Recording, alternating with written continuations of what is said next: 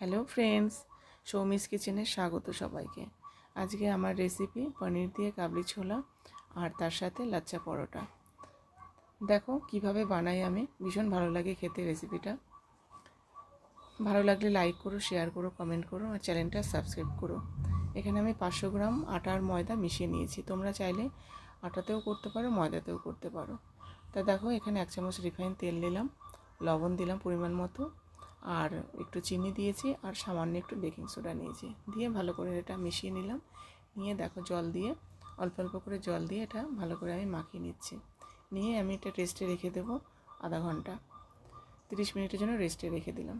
এবার দেখো এখানে কিছুটা রসুন কোয়া, ওখানে আমি 250 কাবলি ছোলা নিয়েছি, তার জন্য ককোয়া রসুন, কিছুটা আদা আর 2টো টমেটো কেটে এটা পেস্ট করে নেব। আর এখানে বড় সাইজের 2টো পেঁয়াজ কুচি কেটে নিচ্ছি। আর এবার দেখো এখানে 200 পানির রয়েছে, পানিরটাও আমি কিউব করে কেটে নেব এভাবে। এটা ভীষণ ভালো লাগে। সৌমিস কিচেনে আসার জন্য সবাইকে ওয়েলকাম, তার জন্য অনেক ধন্যবাদ। এখানে দেখো ছোলাটা সেদ্ধ আমি আগেই বসিয়ে দিয়েছিলাম, এটা দেখালাম না, নাহলে ভিডিওটা অনেকটা বড় হয়ে যাবে। তা দেখো ছোলাগুলি নরম হয়ে গেছে, এটা আমি 7-8টা সিটি দিয়ে নিয়েছি, সুন্দর নরম হয়ে গেছে। এবার দেখো গ্যাসটা অন করে দিলাম, দিয়ে এখানে 2 চামচ তেল দিয়ে আমি পনিরগুলো হালকা একটু ফ্রাই করে ভেজে তুলে নেব।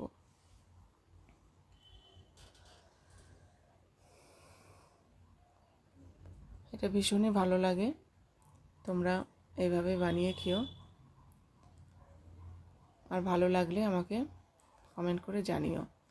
দেখো এবার পনিরটা ভাজা হয়ে গেছে, তুলে নিলাম। ওই একই তেলে সামান্য আর একটু তেল দিয়ে তেজপাতা, শুকনো লঙ্কা আর জিরে ফোড়ন দিলাম, দিয়ে কটা গরম মশলাও ফোড়ন দিয়ে দিলাম, দিয়ে পেঁয়াজ কুচিগুলো দিয়ে দিলাম।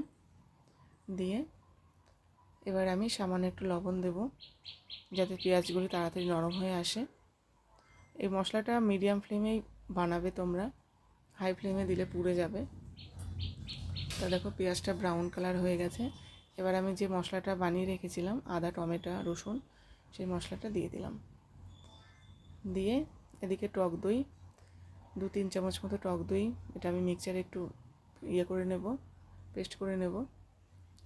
তারপরে দেখো এখানে লঙ্কার গুঁড়ো, জিরের গুঁড়ো, ধনের গুঁড়ো, কাশ্মীরি পাউডার, হলুদ গুঁড়ো।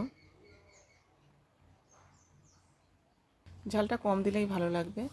আর দেখো এখানে আমি যে টক দইটা পেস্ট করেছিলাম সেটা দিয়ে দিলাম। টক দইটা দেওয়ার সময় গ্যাসের ওভেনটা কিন্তু একদম লোতে দেবে, নাহলে কিন্তু কেটে যাবে। আর হাত দিয়ে কিছুটা ক্রাশ করে কাসুরি মেথি দিয়ে দিলাম। আর এখানে আমি একটু ওটা ভুলে গেছি, এখানে চানা মশলাটাও দিয়েছি 2 চামচ মতো। দিয়ে ভালো করে মশলাটা কষিয়ে এবার যে সেদ্ধ করে রেখেছিলাম ছোলাগুলো দিয়ে দিলাম, আর পরিমাণ মতো জল দিয়ে দিলাম। এবার ঝোলটা ফুটে উঠলে স্বাদ মতো লবণ দিয়ে দিয়েছি। এবার ভাজা পনিরগুলোও দিয়ে দিলাম। দিয়ে এটা পনির, ওদিকে ছোলাটা রেডি হোক, এদিকে দেখো আমি যে আটাটা মেখে রেখেছিলাম, লেচিগুলো ঠিক একটু বড় সাইজের করে নিতে হবে। ছোট হলে ভালো লাগবে না, একটু বড় বড় হলে এটা জিনিসটা আর কি ভালো হবে। এবার দেখো এটা আমি বেলে নিচ্ছি, এইভাবে বেলতে হবে। বেলাটা জানি চারিদিকে সমান থাকে, কোথাও মোটা কোথাও পাতলা যেন হয় না, তাহলে এটা ভালো হবে না। চারিদিকে সমান থাকতে হবে। আর দেখো তার উপর দিয়ে আমি ঘি ব্রাশ করে নিচ্ছি, ঠিক এইভাবেই বানাতে হবে।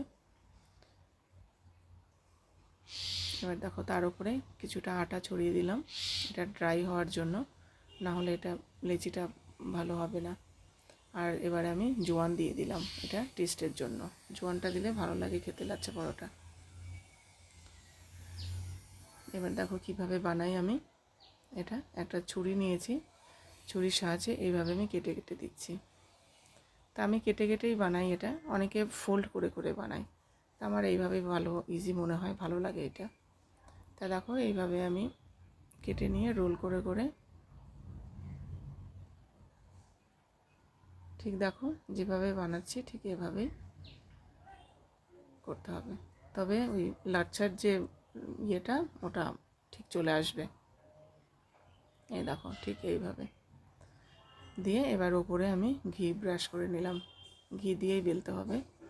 তেল দিয়েও বেলা যায়, রিফাইন তেল দিলেও তোমরা এটাও করতে পারো। এই দেখো লেয়ার হয়েছে সব, এইভাবে লেয়ার হবে।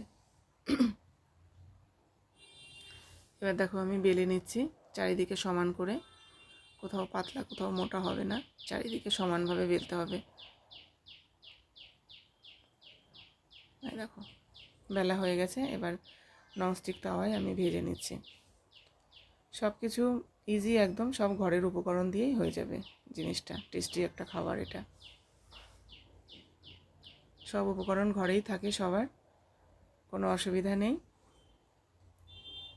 এই দেখো এদিকে ছোলাটাও প্রায় আমার রেডি হয়ে গেছে। এবার আমি একটু উপর দিয়ে ঘি দিয়ে পরোটাটা ভাজবো।